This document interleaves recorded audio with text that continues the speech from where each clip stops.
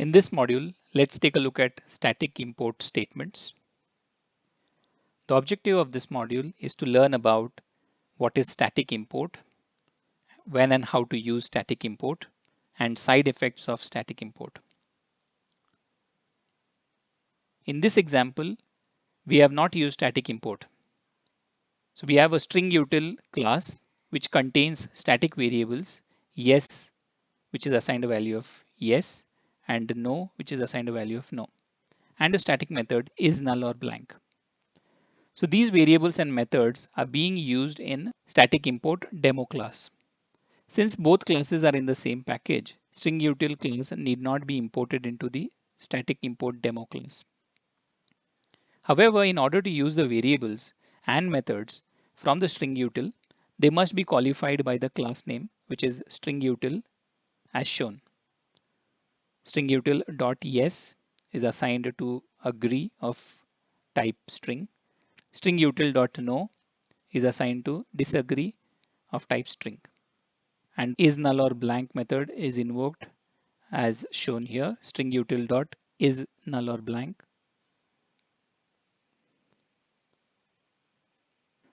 So let's modify the previous code and use static import and see how the code changes. So when static import is used to import the static members of the class, members need not be qualified by the class name string util as shown. So we see import static, the name of the package, the class name followed by asterisk. So in this case, what happens is all the static members of the string util class are imported, and we need not qualify the static variables or the methods using the class name. So here we directly use yes and assign that value to agree of type string, and no is assigned to disagree of type string, and is null or blank method is directly called without using the string util class name. So what are the side effects of static import? So we had seen that the packages help in avoiding name collisions in Java. But when static members are imported, these members are brought into the global namespace. This might result in increase in namespace conflicts.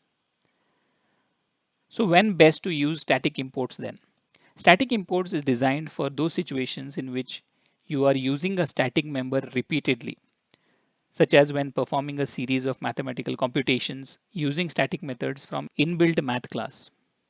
If you're using a static member once or twice in the program, it's best not to import it. To summarize, we have learned that static members of a class can be imported statically. Once imported, there is no need to qualify the member with the class name wherever it is used in the program.